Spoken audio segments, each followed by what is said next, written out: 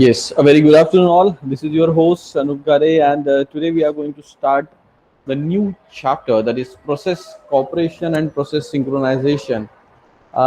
In that particular process cooperation and process synchronization, we are going to discuss how process are communicating with each other, and in synchronization, we are going to talk about bounded buffer, producer consumer problem, and so on. So you all are connected at Tulsiramji Gaikwad Patel College of Engineering and Technology, A plus grade institution of NAC, and of course, you all are the students of Information Technology Department.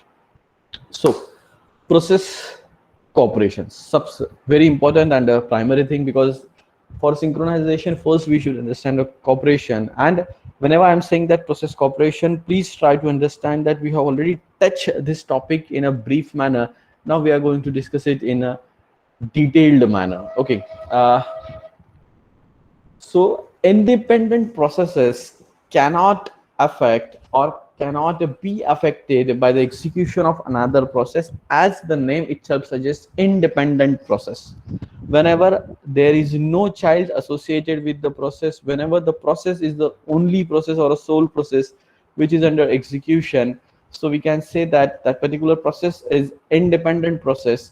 So that independent process cannot affect to other process, because if anything happens to that particular process, either termination or keeping that process on hold, it doesn't make any difference to other processes. But whenever there are cooperating processes, whenever there are some interlinked or attached processes, it can affect or it can be affected by the execution of other process.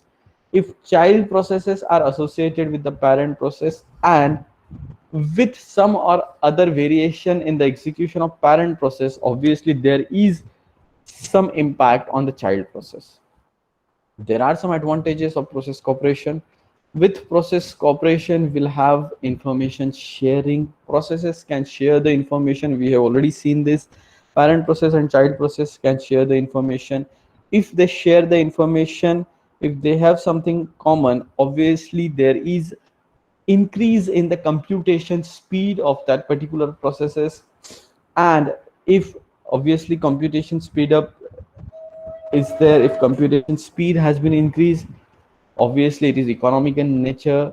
At the same time, modularity in the sense, some part is done by one process, other part has been shared, other part of that particular process has been shared by other process. So obviously it is helpful for different processes or other processes associated with that.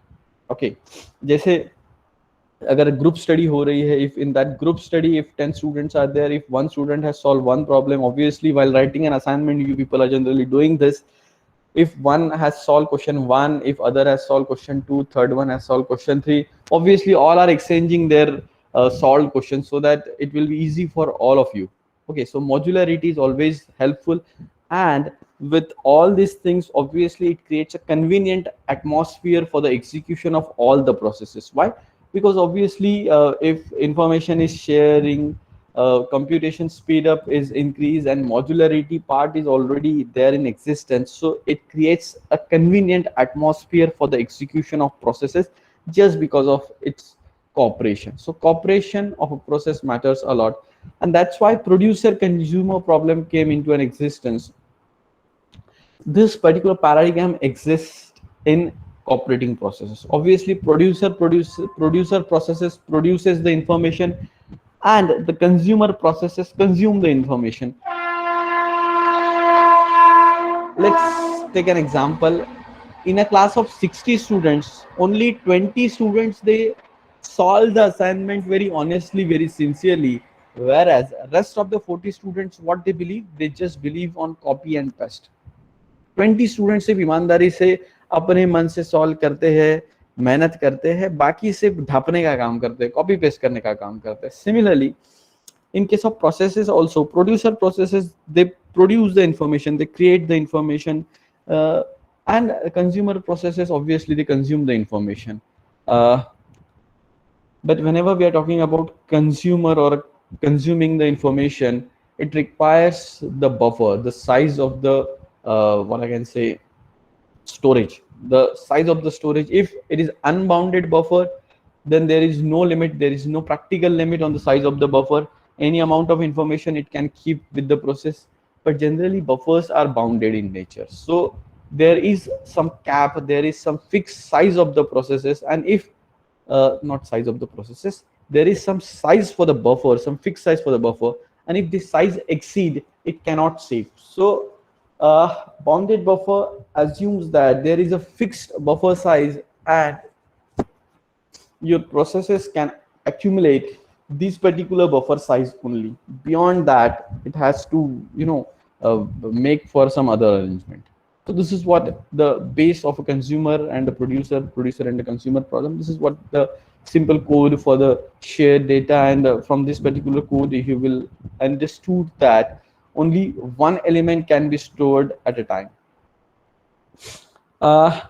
Again, for better understanding, we should understand what is inter-process communication, IPC. Again, I'm telling you, we have already touched this particular topic in a very brief manner. Now let us try to understand it in a detailed manner, because entire unit is all about process cooperation and process synchronization. So we should understand the inter-process communication. Inter-process means दो अलग-अलग processes कैसे communicate करते हैं, how the communication has been established between the different processes.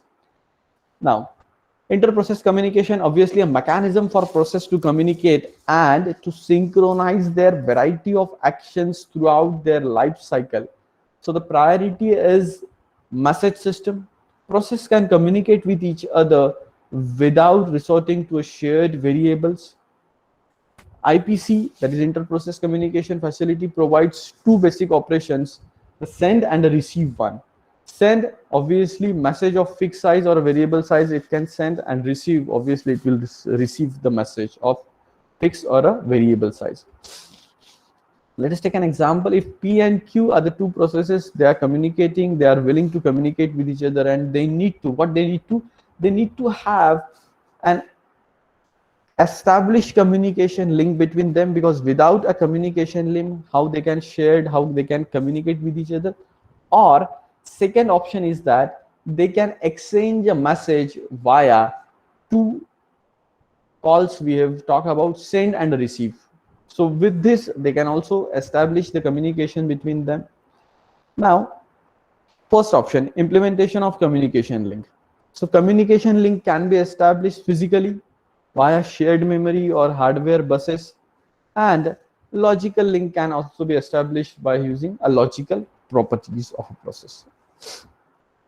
Now, there are some questions which are popularly arise whenever we are talking about implementation of this IPC. How links are established? Because we already talked about link, but question arises how the processes establishes the link. Can a link be associated with more than two processes at a time? Or is it the case that link is there in between the two processes only? How many links can be there between every pair of communicating processes? Is there only one link possible, or multiple links are there? What is the capacity of link? How much amount of data or a buffer it can pass? Is the size of message that the link can accommodate fixed or variable? Whether fixed size message they can pass or a variable size message. And the last one is whether the link is unidirectional or a bidirectional. So we have these many concerns, questions in our mind. Before that, please try to understand some types of communication. There is direct one and an indirect one. We are mostly interested in the indirect one. Let's talk about direct one first. Processes must name each other explicitly. Okay. Now, we have understood that there are two possibilities, send and receive commands. So send P comma message, it indicates that send a message to a process P. Receive indicates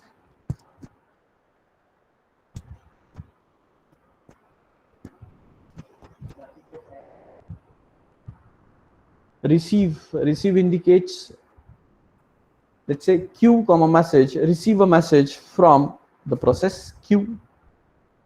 The communication link are established automatically. अच्छा, whenever I'm saying automatically मतलब एकदम क्या जादू की छड़ी नहीं है. Automatically indicates that process must give some system call, and through that system call links has been established. A link is associated with exactly one pair of communicating processes. Here in case of direct communication, please remember this in mind. A link is associated with exactly one pair of communicating process. पूरे गांव भर में वो link नहीं जाती है, सिर्फ एक प्रोसेस के साथ एसोसिएट रहती है जिसके साथ कम्युनिकेशन हो रहा है. And between each pair there exists exactly one link. The link is either a unidirectional or bidirectional, but generally it is bidirectional because both the processes, they will have to communicate with each other. So unidirectional link does not solve the purpose. Bidirectional link is expected. Now, as I said, indirect communication is a matter of our interest. Messages are directed and received from the mailboxes. Mailboxes are nothing but the ports. Every mailbox or every port has a unique ID, and through these mailboxes or through these port IDs, processes are generally communicate. At the same time, processes can communicate closely or indirectly only if they shares a port IDs or mailboxes. Okay. What are the properties of this communication link?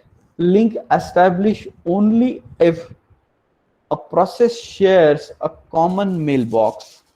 Okay. A link may be associated with many processes. Each pair of processes may share several communication links. In case of indirect communication, direct की बात नहीं कर रहा हूं मैं, direct में चीजें अलग थी. In case of indirect communication, each pair of processes may share a several communication links, and link may be again unidirectional or bidirectional. How the mailboxes are operations are like: create a new mailbox, send and receive a message through mailboxes, and as the task is over, the mailbox will be destroyed. The primitives are: send a comma message, send a message to the mailbox A; receive a comma message, receive a message from mailbox A. Exactly similar to the commands we have seen in a direct communication, but here we talked about mailboxes, not the processes directly. यहाँ पे हम processes की बात नहीं कर रहे हैं, mailboxes की बात कर रहे हैं. Now we know that mailbox can share at a time multiple number of processes or multiple mailboxes. Let's say P1, P2 and P3 share a common mailbox A. Whenever P1 sends, obviously P2 and P3 receives, as they share a common mailbox. Who gets the message? Confusion may create. The solution is: allow a link to be associated with at the most two processes. This can be a solution. Allow only one process at a time to execute a receive operation, or allow the system to select arbitrarily the receiver. Sender is notified who is the receiver was. Sender will tell कि ये P1 के लिए था या P2 के लिए था या P3 के लिए था. Okay, this is how the indirect communication will work. Finally, queue of messages attached to the link, implemented in one of the three ways. Zero capacity, let's say zero message, sender must wait for the receiver. Bounded capacity, finite length of n messages, sender must wait if link is full. Unbounded capacity, infinite length, sender never waits. Okay, generally, not always, but generally, we fall in the second category, that is bounded capacity, finite length of n messages. If the length exceed n plus 1, then we have to wait, sender must have to wait if the link is full. But your OS will perform the operation and keep the link as empty as possible. जितना link हम empty रख सके हम रखते हैं. This is how we perform the process cooperation. Okay,